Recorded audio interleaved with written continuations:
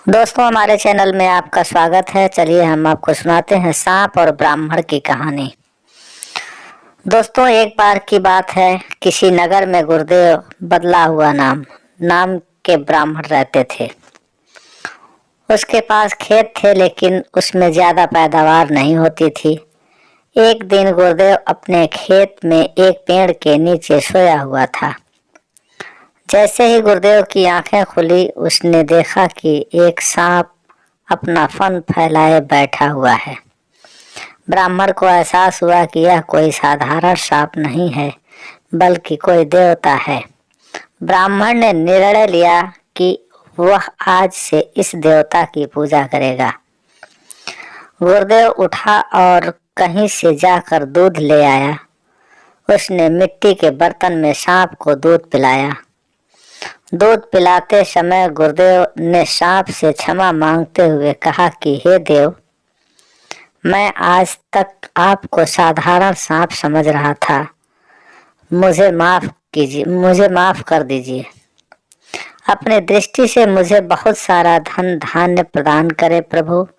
ऐसा कहकर गुरुदेव अपने घर वापस आ गया।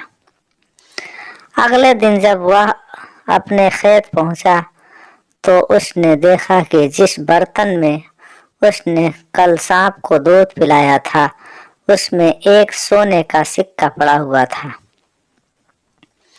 गुरुदेव ने वो सिक्का उठा लिया। अब गुरुदेव रोज सांप की पूजा करने लगा और सांप रोज उसे एक सोने का सिक्का देने लगा। कुछ दिन बाद गुरुदेव को दूर किसी देश जाना पड़ा, तो उसने अपने बेटे से कहा कि तुम खेत में जाकर सांप देवता को दूध पिला आना। अपने पिता की आज्ञा से गुरुदेव का बेटा खेत में गया और सांप के बर्तन में दूध रख आया। अगली सुबह जब वह सांप को दूध पिलाने गया तो उसने देखा कि वहां सोने का सिक्का रखा हुआ है। गुरुदेव के बेटे ने वो सोने का सिक्का उठा लिया और मन ही मन सोचने लगा कि जरूर इस सांप के बिल में सोने का भंडार है। उसने सांप के बिल को खोदने का फैसला किया, लेकिन उसे सांप का बहुत डरता था। गुरुदेव के बेटे ने योजना बनाई कि जैसे ही सांप दूध पीने आएगा तो वह उसके सिर पर लाठी से वार कर देगा, जिससे सांप मर जाएगा। सांप के मरने के बाद मैं तसल्ली से बिल खोदूंगा और उसमें से सोना निकालकर एक अमीर आदमी बन जाऊंगा। लड़के ने अगले दिन ऐसा ही किया, लेकिन जैसे ही उसने सांप के सिर पर लाठी मारी तो वो मरा नहीं, बल्कि गुस्से से भर उठा। सांप ने क्रोध में लड़के के पैर में अपने विष भरे दांतों से काटा और लड़के की उसी समय मौत हो गई। गुरुदेव जब वापस लौटा तो उसे यह जानकर बहुत दुख हुआ। इसलिए कहते हैं कि कभी लालच नहीं करना चाहिए। हमारे पास जो भी हमें उसी से संतोष करना चाहिए और हमेशा परिश्रम करते रहना चाहिए। नंबर 2, सांप की सवारी करने वाला मेढक।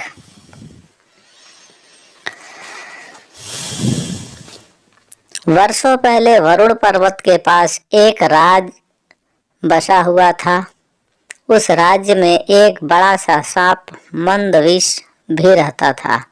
बूढ़ा होने की वजह से वह आसानी से अपना शिकार ढूंढ नहीं पाता था। एक दिन उसने तरकीब सोची। वो तुरंत मेढकों से भरे हुए एक तालाब के पास पहुंच गया। वहां वह दुखी सा होकर एक पत्थर के ऊपर बैठ गया। तभी पास के पत्थर पर बैठे एक मेंढक ने उसे देखा। उस मेढक ने थोड़ी देर बाद सांप से पूछा, चाचा क्या बात है? आज आप खाने की तलाश नहीं कर रहे हैं? अपने लिए भोजन नहीं जुटाएंगे? इतना सुनते ही सांप ने रोनी सी सूरत बनाकर मेढक को कहानी सुनाई। सांप ने कहा, मैं आज भोजन की तलाश में किसी मेढक के पीछे पीछे जा रहा था।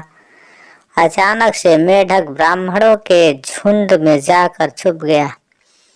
मेंढक को भोजन बनाने के चक्कर में मैंने गलती से एक ब्राह्मण की बेटी को काट दिया, जिससे उसकी मौत हो गई। इससे नाराज होकर ब्राह्मण ने मुझे श्राप दे दिया।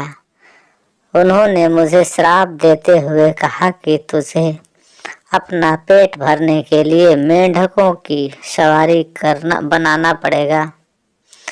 इसी वजह से मैं इस तालाब के पास आया हूँ।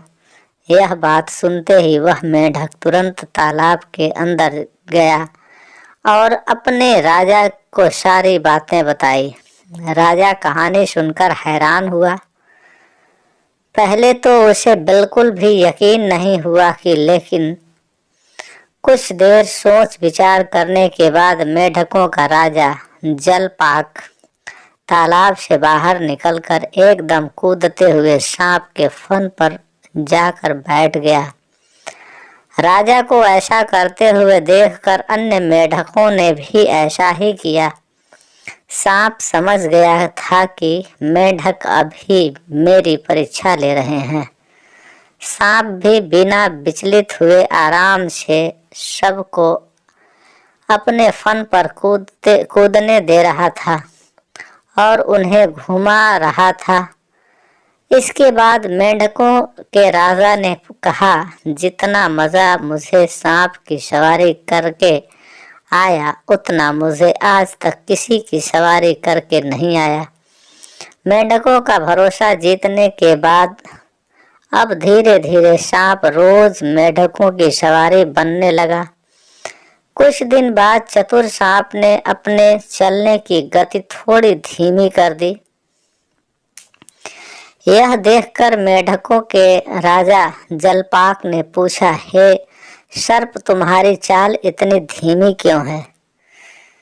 इसके जवाब में सांप ने कहा, एक तो मैं बूढ़ा हूँ और ब्राह्मण के श्राप की वजह से बहुत दिनों से भूखा भी हूँ। इसी वजह से मेरी गति कम हो गई है। इतना सुनते ही राजा ने कहा, तुम छोटे छोटे मेढक को खा लो। यह सुनकर मन ही मन सांप बहुत प्रसन्न हुआ।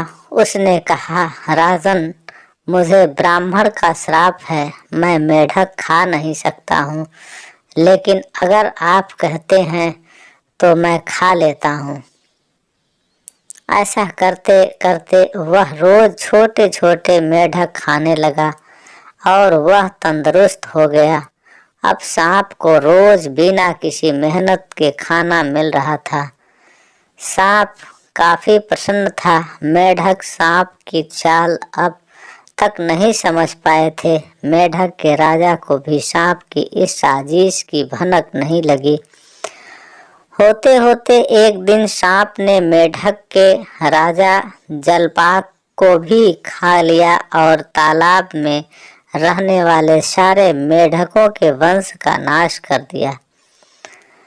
कहानी से सीख, किसी भी शत्रु की बात का जल्दी से भरोसा नहीं करना चाहिए। इससे खुद को और अपने लोगों की हानि होना सुनिश्चित है। धन्यवाद। दोस्तों, हमारा वीडियो पसंद आया हो तो हमारे चैनल सोनू जनरल नॉलेज को सब्सक्राइब